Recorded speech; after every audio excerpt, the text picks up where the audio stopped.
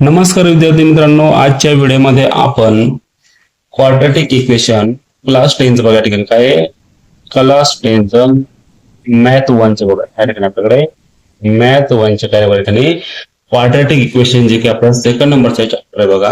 या ठिकाणी बघा क्वाड्रॅटिक इक्वेशन क्वाड्रॅटिक इक्वेशन बरोबर आहे. आपण ह्या चॅप्टरच्या ठिकाणी काय बघा पूर्णपणे रिव्हिजन घेणार आहोत बघा. ते क्वाड्रॅटिक इक्वेशन चॅप्टर मध्ये महत्वाच्या ज्या गोष्टी आहेत बघा त्या आपण या ठिकाणी बघणार आहोत. सर्वात महत्वाचं म्हणजे आपल्याला जनरल फॉर्म माहित असायला पाहिजे बघा. ह्याचा जनरल फॉर्म काय बघा. याचा जनरल फॉर्म आहे बघा या ठिकाणी ax square plus bx plus c equal to 0. काय ठिकाणी ax square plus bx plus c equal to 0 बघा. आता याच्यामध्ये महत्वाची गोष्ट म्हणजे बघा या ठिकाणी बघा आपल्याकडे की बघा हायेस्ट डिग्री व्हेरिएबलची हायेस्ट डिग्री 2 पाहिजे बघा. या ठिकाणी आपल्याला हायेस्ट डिग्री किती पाहिजे आपल्याला 2 पाहिजे बघा. 2 पेक्षा जास्त पण पाहिजे नाही, 2 पेक्षा लहान पण पाहिजे नाही. ठीक आहे. चला दुसरं काय बघा याच्यामध्ये ए ची व्हॅल्यू आपल्याला 0 पाहिजे नाही बघा. काय ठिकाणी सर्वात महत्वाचं म्हणजे आपल्याला एबीसी आपल्याला हे तिन्ही पण रिअल नंबर पाहिजे. काय पाहिजे आपल्या ठिकाणी बघा रिअल नंबर पाहिजे. काय पाहिजे आपल्या ठिकाणी रिअल नंबर पाहिजे. परंतु ए आपल्याला हा 0 चालत नाही. 0 जरी हा रिअल नंबर असला तरी सुद्धा आपल्या ठिकाणी ए इक्वल टू 0 म्हणजे आपल्या ह्या एक्स स्क्वेअरच्या समोरचा कोएफिशियंट आपल्याला हा 0 चालणार नाही. का चालणार नाही? कारण ते क्वाड्रॅटिक इक्वेशन राहणार नाही. कारण आपल्याला त्याची हायेस्ट डिग्री 2 पाहिजे बघा. ठीक आहे. तर क्वाड्रॅटिक इक्वेशनला सुद्धा सॉल्व्ह करण्यासाठी काही मेथड आहेत बघा. बरोबर काय त्याच्या स्टेप आहेत बघा. जी पहिली जी मेथड आहे बघा ती आपली फॅक्टरायझेशन मेथड आहे. कोणती मेथड आपल्याकडे बघा फॅक्टरायझेशन मेथड बघा. ठीक आहे. याच्यानंतरची दुसरी मेथड आहे तिला म्हणतात या ठिकाणी कम्प्लिटिंग स्क्वेअर मेथड म्हणतात. या ठिकाणी कम्प्लिटिंग स्क्वेअर मेथड म्हणतात. बरोबर आहे.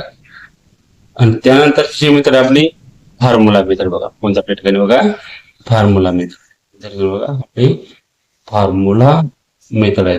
कोणती मेथड आपल्या ठिकाणी बघा formula method.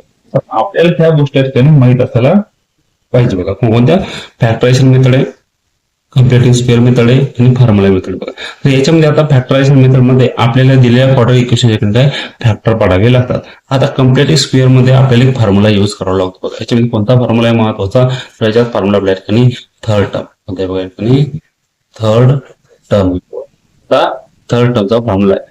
Third term equal to काय असतं बघा b/2 चा होल स्क्वेअर. काय b/2 चा होल स्क्वेअर असतो. बरोबर.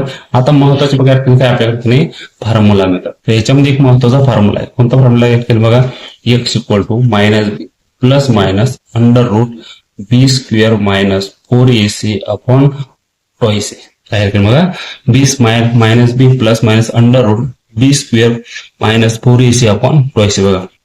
आता याच्यामध्ये अजून एक फॉर्म्युला बघा महत्वाचे मला फॉर्म्युला सांगतो मग त्याच्यामध्ये बघा.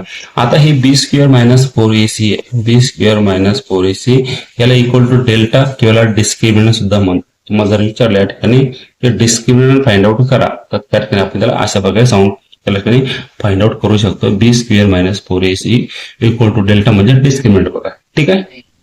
आपल्याला दिलेल्या इक्वेशनला कंपॅरिझन करायचं आहे जनरल फॉर्म सोबत.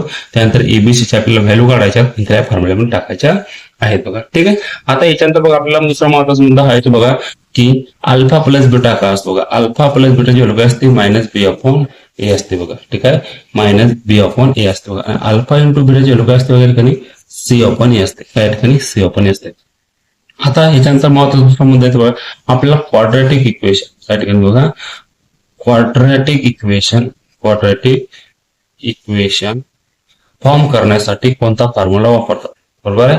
क्वाड्रॅटिक इक्वेशन तुम्हाला आता अल्फा आणि रूट बीटा तुम्हाला व्हॅल्यू दिलेली आहे. तुम्हाला रूट दिलेले आहेत. बरोबर आहे. त्या रूटवरून आपल्याला क्वाड्रॅटिक इक्वेशन तयार करायचं असेल त्यासाठी फॉर्म्युला बघायला एक्स चा square minus alpha plus beta x plus alpha into beta equal to 0. ठीक आहे. तेवढ्या आपल्या गोष्टी माहित असायला पाहिजे. त्यानंतर काय महत्वाचं बघा नेचर ऑफ काय महत्वाचं नेचर ऑफ रूट बघा. त्या रूटचं नेचर कसेल बघा.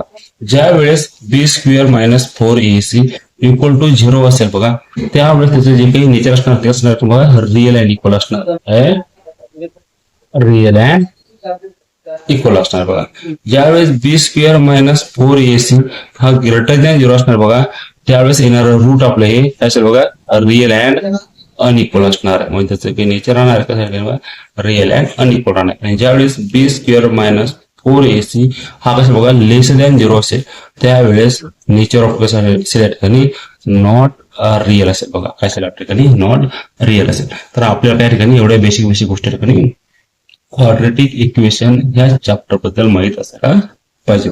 ठीक आहे.